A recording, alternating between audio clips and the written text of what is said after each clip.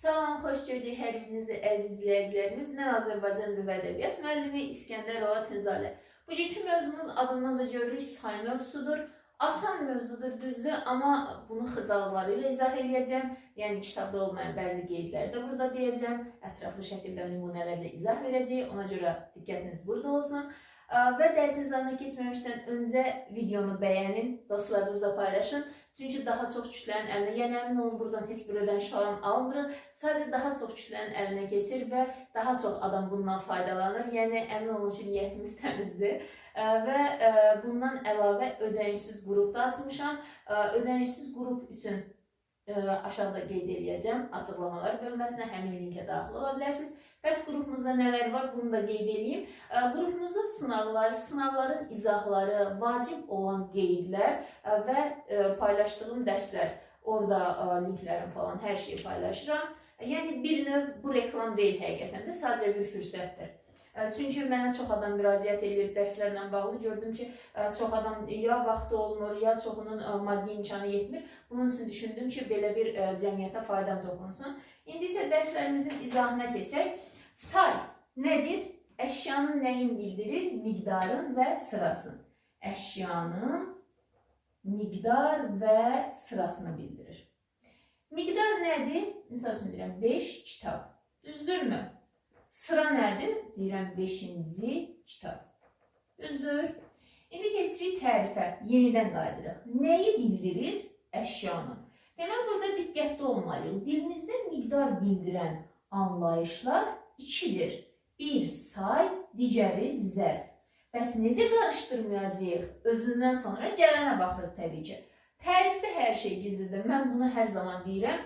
Əgər imtahanda, misal üçün imtahanın stresi gəlirsə və tutulma baş verirsə, çox kiçik nüanslara qaçın. Tərifə qaçın, sinonimlərə qaçın. Belə şeylər sizi xilas edəcək imtahanda.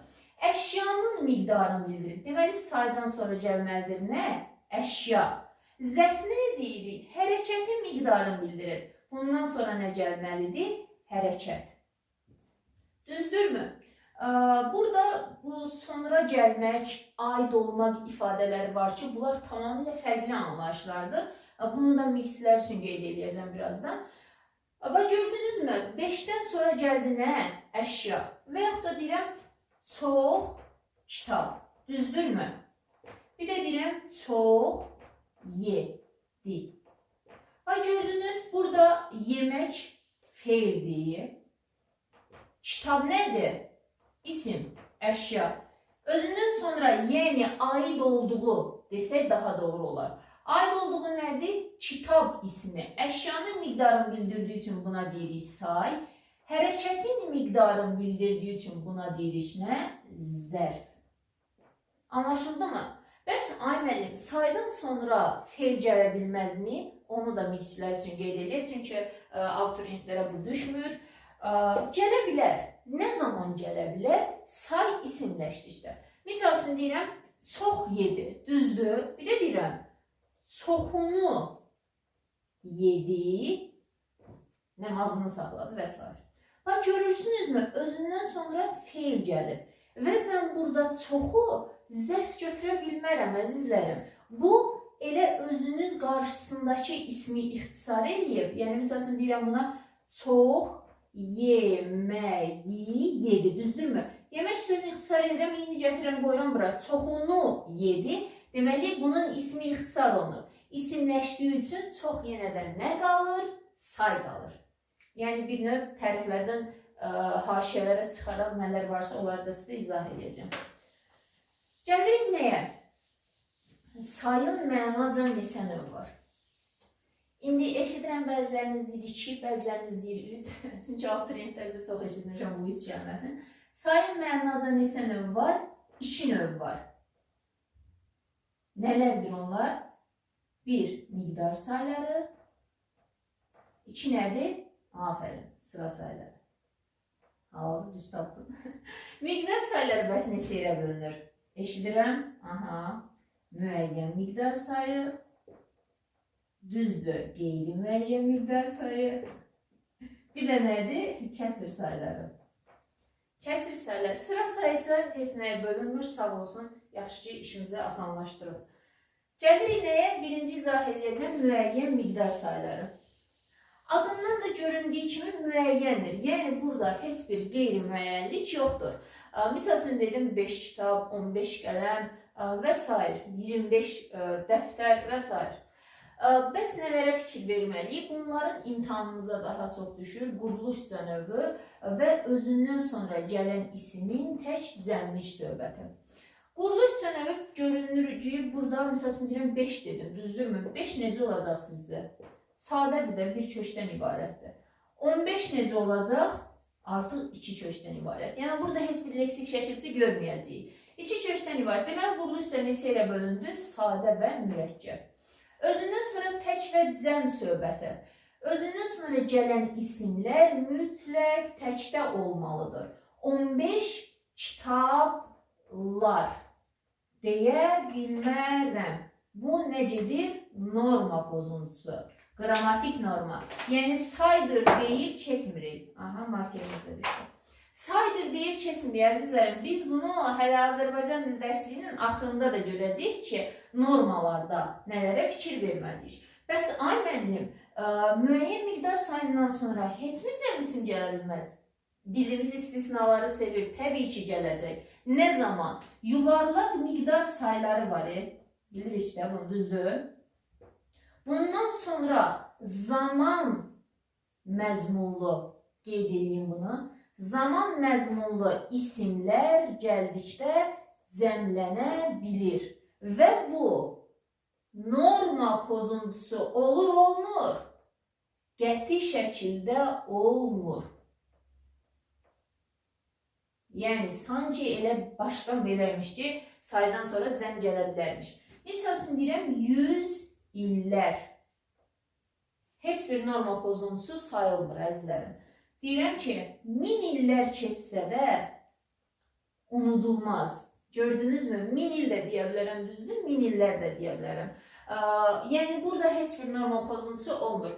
Qalan məqamda, yəni yuvarlaq miqdar sayı olmasa, qalan məqamda müəyyən miqdar sayından sonra gəlməsi necə olmalıdır?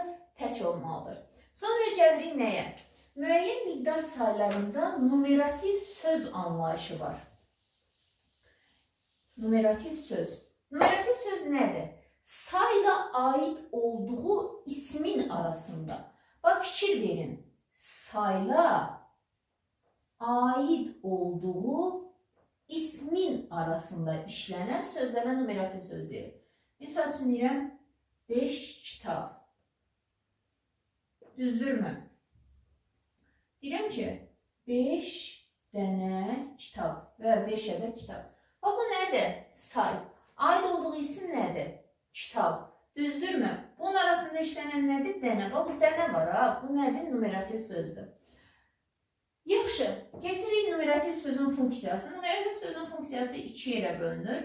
1. Əsl numerativ söz olanlar. Bir də var, ümumi işlər söz kimi də işlənənlər. Söz kimi də işlənənlər. Misal üçün deyirəm, ədəd. Ədəd əsl numerativ sözdür. Yəni, mən bununla müqayisədə verəcəm, başa düşəcəksiniz nə deməkdir. Ümumi işlər söz kimi işlənənlərdə tutaq ki, deyirəm, deməli, damcı. Və yaxud da deyirəm, çimdik. Və ya deyirəm, vaqon. Və s. Bu arada, əzizlərim, yeni kitabım nəşrdən çıxır inşallah. Bunların hər birin mən ümumiyyətlə dərslərimi necə izah edirəmsə, yəni asan üsulla izah edirəm. Onların hər birinin dərslərində də qeyd eləmişəm. Yəni, çox möhtəşəm bir kitabdır. İnşallah çıxandan sonra təqdim edəcəm. Aha, bu nə deməkdir? İndi baxaq. Misal üçün deyirəm, 5 çimdik duz. Düzdürmü? Burada görürük ki, 5 nəyin miqdarını bildirir? Duzun miqdarını bildirir də. Amma biz 5 duz deyə bilmərik axı. Məhz buna görə də çimdik sözündən istifadə etdik. Bax, buna görə bu çimdik sözü nə adlanır? Numerativ söz. Bir də deyirəm, anam uşaqdan çimdik götürdü. Bax, görürsünüzmü? Orada amma, misal üçün, anam uşaqdan çimdik götürdü. Burada çimdik hər hansı bir saydan sonra işlənir mi? Xeyr. Demək, gördünüzmü? Çimdik sözü var. Və yaxud da deyirəm, 5 vagon kartof. Burada nəyin miqdarını bildirir? Kartofun miqdarını bildirir də bu 5 sayı. Düzdürmü? Burada vagon söz demək numerativ sözdür. Bir də deyirəm 5 vagon gəldi. 5 vagon gəldi. Nə gəlir? Vagon gəlir. Nə qədər vagon? 5 vagon gəlir. Gördünüz mü? Burada isə numerativ söz getmir. Ümumi işləş söz gedir. Bir də şu numerativ sözlərdə nə var? Kəmiyyət fərqi söhbəti var. Kəmiyyət fərqi nə deməkdir? Bax, bu numerativ sözü götürürük. Əgər miqdar fərqi yaranırsa, biz buna deyirik numerativ söz kəmiyyət fərqi yaradır. Məsələn, 5 kartof sözündə, daha doğrusu birləşməsində, burada vagon sözünü götürürəm. 5 kartofla 5 vagon kartof arasında kəmiyyət fərqi var. Təbii ki var. 5 vagon kartof var, 5 ədəd kartof var. Deməli, burada vagon sözü kəmiyyət fərqi yaratdı. Bir də deyirəm, 5 ədəd kartof. 5 ədəd kartofla 5 kartof arasında kəmiyyət fərqi varmı? Xeyr, yoxdur. Yəni, ikisi də eyni anlayışdır. Buna görə burada ədəd sözü kəmiyyət fərqi yaratmayıb. Yəqin ki, bu anlaşıldı. Keçirik nəyə? Qeyri-müəyyən miqdar saylarına. Sağ olsun, bu markerlər hər zaman məni yarıda buraxır. Qeyri-müəyyən miqdar sayları. Qeyri-müəyyən miqdar sayları nəyə deyilir? Adından da görünür, əşyanın qeyri-müəyyən miqdarını bildirir. Deyirəm ki, tutaq ki, üsulların birinci yazım sonra. Çox, çoxlu, az, azacıq. Sonra gəlir larla, larca. Şəkilçilə düzələnlər. Misal üçün deyirəm, minlərlə, yüzlərcə. Bu arada çoxu buna belə bir şey edir, amma belə deyil. O bütöv leksik bəziləri. Sonra gəlir nə? Üçüncü. Bir sayıyla düzələnlər. Bir neçə, bir sıra, bir çox, bir qədər, bir az. 4 nədir? 5, 6, 7, 8 və s. Bu əsl mürəkkəb miqdar sayıdır, tərkib miqdar sayıdır deyilir. Gəlirəm nəyə? Bunlar da quruluşundan birinci danışaq. Çünki bayaqlar dedim ki, quruluşu vacibdir. Quruluşun özündən sonra gələn isimlərə diqqət etməliyik. Və görürsünüz, çox sadədir, çoxlu düzəltmədir, az sadədir, az, acıq, nədir? Düzəltmə, acıq şəkilçisi ilə. Larla larca leksikdir, deməli minlərlə, yüzlərcə. Bir neçə, bax görürsünüzmü? Bir saydır. Ay müəllim, marker alında, inanırsınız, vaxt eləyən kimi alacağım. Bir sıra, bir çox, bir qədər, bir az. Bu da necə olacaq? Təbii ki, mürəkkəb olacaq. Deməli, quruluş isə necə oldu? Sadə, düzəltmə və mürəkkəb. Mürəkkəblərdə nəyə fikir verirsiniz? Mürəkkəblərdə ayrı yazılanlara bölünür və defislə yazılanlara bölünür. Buna da diqqət edin. İkinci gəldi nəyə? Özündən sonra gələn isimin təşvəcən işlənməsi. Məntiqlə baxaq. Azdır, azacıqdır. Birazdır. Hanı biraz? Aha. Bir də bir qədərdir. Sizcə bunlardan sonra cəmisini tək olar cəm var. Yəni azlıq bildirir də. Azlıq bildirirsə demək bunlardan sonra mütləq tək gələcək. Tək. Çox, çoxlu, yüzlərlə, minlərcə bunlardan sonra gələn isim tək də ola bilər, cəm də ola bilər. Məsəl üçün, çoxlu kitab, çoxlu kitablar. Minlərlə kitab, minlərlə kitablar. Düzdür, yəni burada heç bir norma pozuntusu yoxdur. Sonra gəlirik nəyə? Ən çox düşən. Bir sıra, bir çox. Bir sıra, bir çoxdan sonra mütləq nə gəlir? Cəm gəlir. Sən bunu təkdə işlədirsənsə, deməli norma pozursan. Misal üçün deyirəm, Ay müəllim, axı bir sıra kitab, bir sıra adam deyə bilirəm. Bu kitabdan da yapışmışam. Bir sıra adam. Axı deyə bilirəm. Bizə aidiyyət yoxdur ki bunun. Yəni qayda nəyi tələb edir? Özündən sonra mütləq cəm olmalıdır. Bir sıra adam yox, bir sıra adamlar olmalıdır mütləq. Bir sıra adam desən, sən artıq norma pozuntusu etmiş olacaqsan. Deməli, bu da bizim qeyri-müəyyən miqdar sayımız. Bəs burada numerativ söz söhbətinə baxırıq. Numerativ söz kitablarda yazılıb ki, bunlardan sonra gələ bilər. Yəni, yalnız bunu qeyd edirlər. Yenə mən əlavə bilən qeyd edəcəm. 7-8 ədəd üzüm. Kartol söhbətindən də çıxaq. 7-8 ədəd üzüm. Gördünüzmü? Saydır, əşyadır. Arasında nə işlənib? Numerativ söz. Yəni, kitab yalnız bunu qeyd edib, amma bir dənə də əlavə edin. Nəyi əlavə edək? Bir neçə sayından da sonra numerativ söz gələ bilər. Bir neçə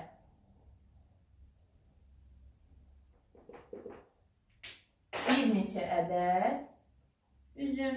Gördünüzmü? Bunu da əlavə sizə bonus verirəm. Bundan sonra da deməli qeyri-müəyyən miqdar sayında bunda, bir də bundan sonra numerativ söz işlənə bilər. Sonra gəlirik nəyə? Ən məsum kəsr sayı. Çox sevirəm onu. Konkret bir dənə, yəni adından da görünür kəsr sayı. Deməli, 2 hissədən, ən az 2 hissədən ibarət olmalıdır. Misal üçün deyirəm, 3-də 2 və yaxud da 3,2-də 1. Yəni, özünüz də görürük ki, bir dənə, 2 dənə sayı, bir dənə, 2, 3 sayı var. Deməli, bu quruluş sənədir, mürəkkəbdir. Çox rahatdır. Bir dənə bu qaydası var. İkinci qaydası da nədir? Özündən sonra gələn isim. İndi özümüzdən xəyalımızda artıraq da. 3'də 2 hissə, belə deyim. 3'də 2 hissələr deyə bilərəmmi? Deməyin ki, bəli, deyə bilmirik. 3'də 2 hissə deyə bilirik. Ona görə gördünüz, özündən sonra gələn isim təkdə olur. Deməli, sağ olsun, cəmi 2 dənə qayda verir bizə. Bununla da başqa heç nə olmur. Sonra gəlirik nəyə? Sıra sayı. Sıra sayı nəyi bildirir? Əşyanın sırasını. Misal üçün deyirəm və nə ilə düzəlir? Incı şəkilçisi ilə. Və nədir? Leksikdir. Deyirəm 5-ci sıra. Deməli, şəkilçimiz var da bizim, düzdürmü? Əgər bizə leksik şəkilçi verirsə, mən buna deyə bilərəm ki, bu sadə ola bilər. Demirəm də, yəni deyə bilmərəm. Çünki leksik şəkilçi olmasa bu yaranmır. Deməli, mütləq əlinizdə var necə? Quruluşda düzəltmə olur. Quruluşda düzəltmə olursa, bunun mürəkkəbliyi mütləq var da. Deməli, misal üçün deyirəm ki, nümunə yazaq. Deyirəm ki, 5-ci. Düzdür. Bir də qabağına bir dənə söz artırıram. 15-ci. Deməli, quruluşsa necə oldu? Düzəltmə və mürəkkəb. Ay müəllim, axı burada da düzəltmələr nə var? Elə şey fikir vermirik. 2 kök varsa birbaşa mürəkkəb götürürük. Sıra sayından sonra nəyə gəlirik? İsimin tək və cəmliyi söhbətini. Misal üçün, burada əgər paralel anlayış işlənərsə, gələn isim cəm olacaq. Paralel anlayış yoxdursa, gələn isim tək olacaq. Bu nə deməkdir? Tutaq ki, bir otaqdır.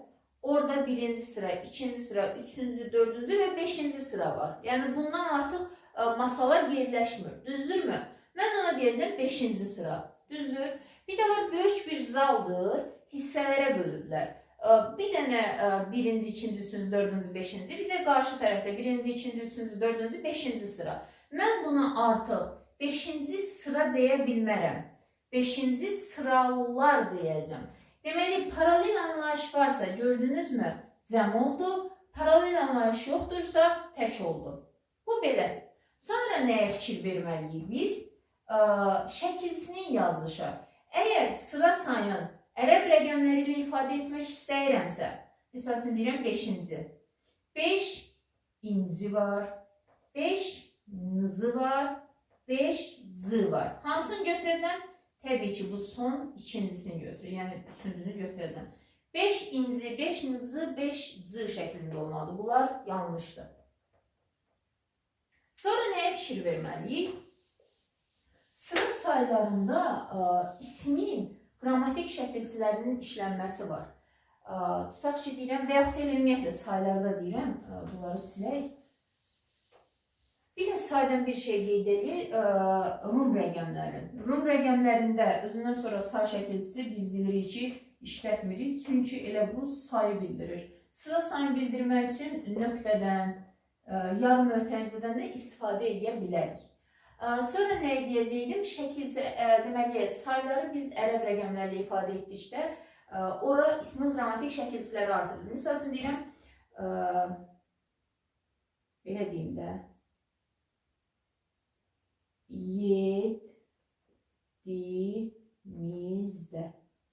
yeddimizdən.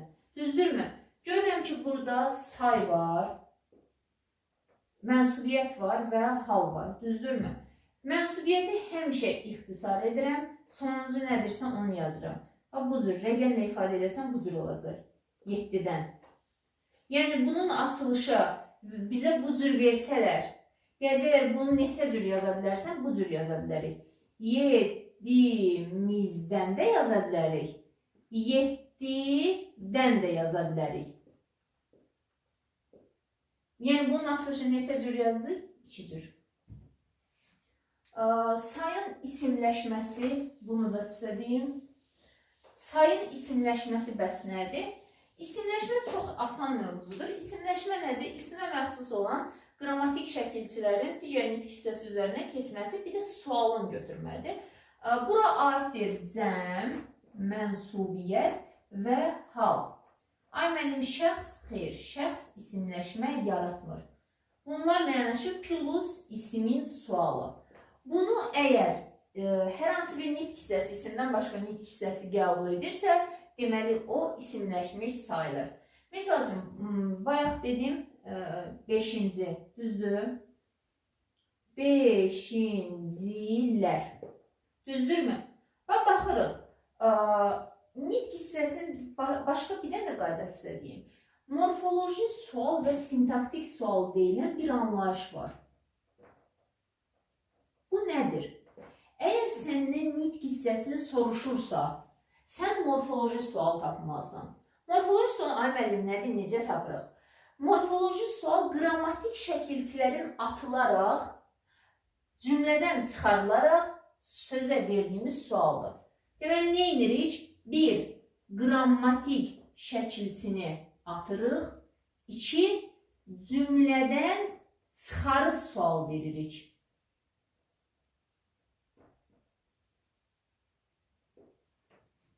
Yəni, nə zaman bəs morfoloji sualı veririk? Bayaqları dedik. Bizdən nitq hissəsini soruşduqda. Nitq hissəsini soruşursa, 1. Qrammatik şəkilçini atırıq, 2. Cümlədən çıxarıb sual veririk. Qaydır deyir ki, cümlədə sayı tap. 5-cilər dilləndi. Düzdürmü? Ay müəllim, kimlər dilləndi? Axı sənə deyir, cümlədə sayı tap. Sayı. Say nədir? Nitq hissəsi. Nitq hissəsini tapmaq üçün nə edirəm? Morfoloji sual. Morfoloji sualda nə edirəm? Qrammatik şəkilçiləri çıxarıb və bir uzun bir şey kimi görünür, amma uzun deyil. Bax, 5-cilər. Bunu çıxartdım. 5-ci. Sözünə sual verirəm. Neçənci? Gördünmü? Demək neymiş? Saymış. Cümlə daxilində bax gördün kimlər sualına cavab verdi. Cümlə daxilindəki sual adlanır sintaktik sual. Cümlədən kənardakı sual adlanır morfoloji sual. Və səndən nitq hissəsini soruşsa hansı sualı verirsən? Morfoloji sual. Bəs morfoloji sual necə verilir? Qrammatik şəkilçiləri atılaraq və cümlədən çıxarılaraq verdiyimiz sualdır. Misal üçün, başqa bir nümunə deyim. Elə bunu sifətdə də deyim, yəni isimləşməni demişkən ümumi deyək. Misal üçün deyirəm, cavanlar gəldi. Düzdürmü? Sual verirəm. kimlər. Düzdür? Görürəm ki, kimlər gəldi. Bu cümlə daxilindəki sintaktik sualdır. Bəs sənə deyir ki, tutaq ki, sifəti tap. Və yaxud da deyir, nitq hissələrini sadala. Nitq hissəsini soruşda, sifət də nitq hissəsidir. İkinci sual deyir, nitq hissəsini sadala. Bu da. Deməli, cavan sözün ları çıxartdım və cavan cümlədən çıxardıram. Cavan, necə cavan? Gördün? Deməli, neymiş? Sifət imiş. Bu arada bir şey də qeyd edeyim. Elə qeyd edəcəyirəm. Amma sizlər üçün bunun faydası var. Misal üçün, cavan gəldi desəm,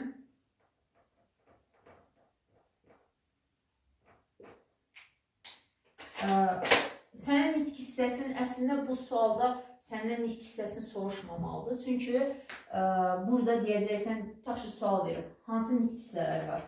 Düzdür? Sən deyəcəksən, cavan, necə cavan, morfoloji sual verdim, sifət, gəlməkdə feil. Düzdürmü? Amma unutma, cavan və qoca sözləri var ki, bunlar insana qoyulan ad kimi də gedir. Məsələn, Cavan Zeynallı bizim məşhur müğənnimiz və yaxud da qoca adında adamlar, məsələn, adamın adı qocadır. Yəni var, belə çoxdur. Ona görə bunu isim də götürə bilərəm. Başa düşdünüzmü? Yəni bunda diqqətli olun. Yəni bu cümlənin təhlili iki cürdür. Bir, sifət feil var. İki, isim feil var. Bu da bir qeydimiz. Bir də bir şey qeyd eləməmişdim. Onu təzədən qeyd edeyim. Deməli, hansı sualın qeyd eləməmişdim? Sifətin sualları. Neçə, nə qədər, neçənci ildə hansını qeyd eləməmişəm yəqin ki. Hansı sıra sayı hansı sualına da cavab verir. Bu da nə ilə ortaq xüsusiyyətdir? Sifətlə. Yəni sifət və sayın ortaq xüsusiyyətidir. Bugünkü dərsimiz bu qədər əzizlərim. Əminəm ki, yorulmadınız. Bir daha videomuzu bəyənməyi unutmayın. Gələn dərslərdə görüşənə qədər. İnşallah faydalı olar.